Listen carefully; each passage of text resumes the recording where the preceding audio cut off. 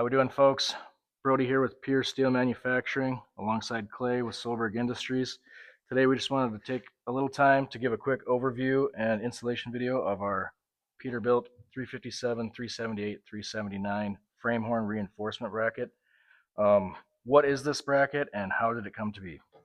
So I'm Clay with Solberg Industries. We run a full-service truck and trailer shop in Pierre, South Dakota. We started that back in 2018. This bracket came to be. We had a lot of issues with the lower frame horn mounting locations being broke off on 379 Peterbilts mostly. Um, we Brody designed the first one for a customer, test fit it. It turned out really well. It did exactly what we wanted it to do. So we designed another one for another customer and just kept repeating the process. And we had really good luck with them, and they work really well. Yep, so these can be found on PureSteelManufacturing.com as well as SolbergIndustries.com. What we have here is our 357, 378, 379 Peterbilt frame horn reinforcement bracket. This is offered in two different versions, a standard version, which is 3/16 plate steel, as well as a HD series, which is 1/4 inch plate steel.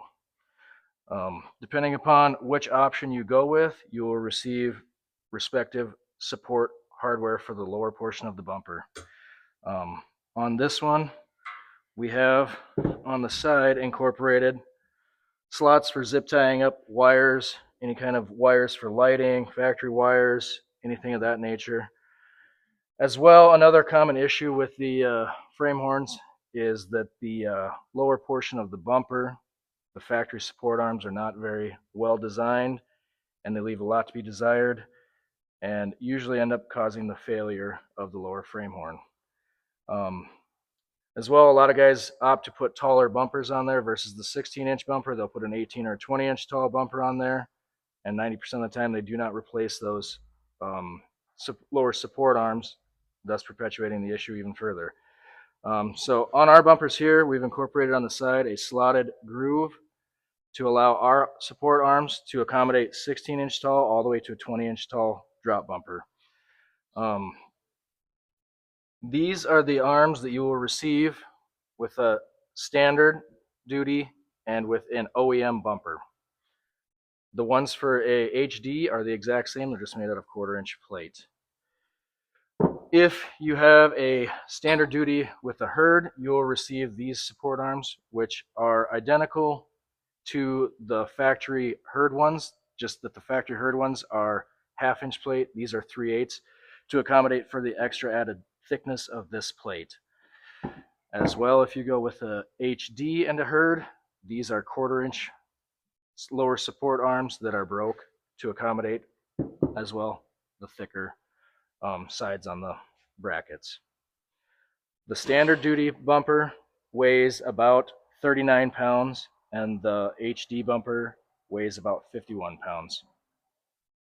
Another thing to note on these, they're not only to aid in repairing lower frame brackets, they also do structurally tie the two frame horns together and can be used preventatively and not just as a repair means on the frame horns. As you know, the frame horns are very expensive. They're $1,500 to $1,800 for each frame horn and require an excessive amount of labor to replace them for only a couple bolts that you're actually fixing. As well, if you opt for the OEM style bumper, we do include hardware with the bumper. The herd option does not include any hardware. You simply reuse the hardware that was sent with your herd bumper. As well, we do offer the option if you would like and plan to upgrade to a herd bumper at some point or go from a herd bumper back to an OEM bumper, we do have the option to order both sets of support arms with your bumper bracket as well.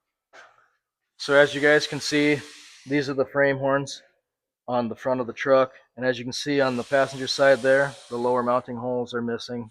That is the common failure point for these. As Clay said before, this bracket is not only good for repairing this, but it is a good preventative measure as well. You don't have to wait until those are broken to put this bracket on. It is a good preventative measure. As well, it ties everything together and just adds more rigidity to the front end of your truck. we'll get the bumper reinforcement bracket hung on here real quick. I'll help Clay get that started, and you guys can see how that goes. As you can see, it will be just a one-person process to put this on.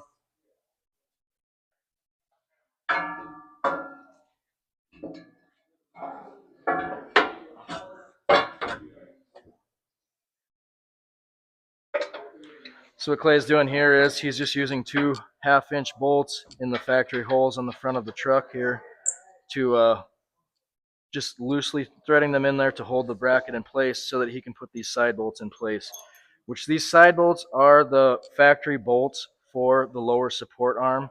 Some guys will not have them because they will have already eliminated the lower support arm.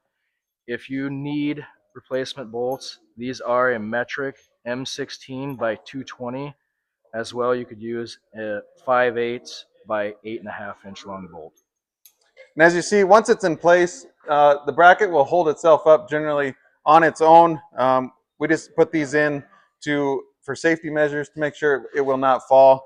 These will need to come back out once the side bolts are snugged up. These will get pulled back out to let the front bumper get mounted back flush to the reinforcement bracket. We moved around to the side of the truck here, showing the installation, how it goes on the side. Clay is going to put the factory bolt for the factory support arm through the top hole in the bracket there, through the frame horn. And then for the lower bumper support bracket, you can, like we've talked about, it is adjustable from a 16-inch drop all the way to a 20-inch drop, allowing you to use whatever bumper you want. And that just utilizes this slot here. As well, you can see on the side of the bracket there, we've incorporated a notch so that you can still access your front leaf spring pin there, so you can grease it, and you should still be able to remove it through there as well. And then when we get to, if you're using it for a herd installation, we do have the little bit thinner support arm that comes down. It is, we found it easier to install this side on the herd bumper first and then roll it up into the bracket, and it will utilize your frame horn bolt.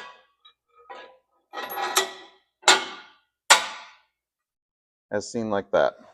So as you can see, now with just the side bolts in place, we've removed the top bolts here that we initially put in for installing the side bolts, and this bracket is holding itself in place. From this point forward, you simply reinstall your factory bumper as you would normally. Like we talked about, this is a very time and money saver from actually repairing the frame horns, as they get very costly and labor intensive to replace. I think each frame horn sells for almost $1,500 to $1,800 a piece.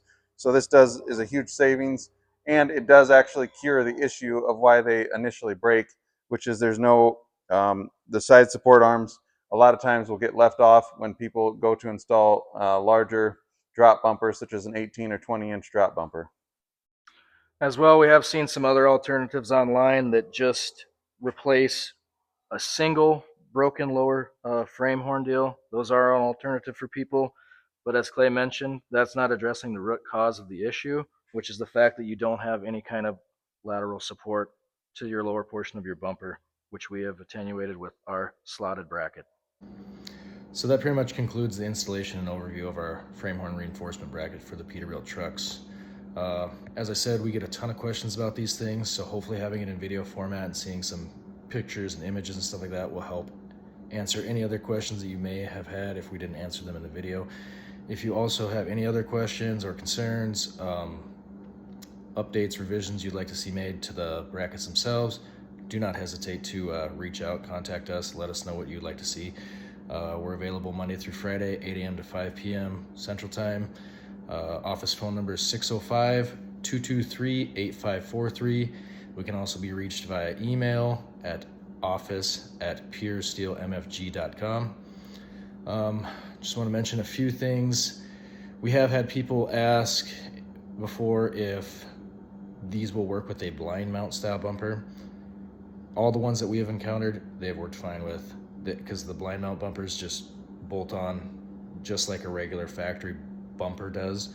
So as long as there's nothing that is wrapping around the side of the frame like our bracket does that would interfere, these will work with it. As well, we do have some updates, add-ons coming for these brackets as well. I'm not going to say what it is right yet. You guys will just have to stay tuned for that. But yeah, thank you guys for watching, and we will talk to you guys later. Take care.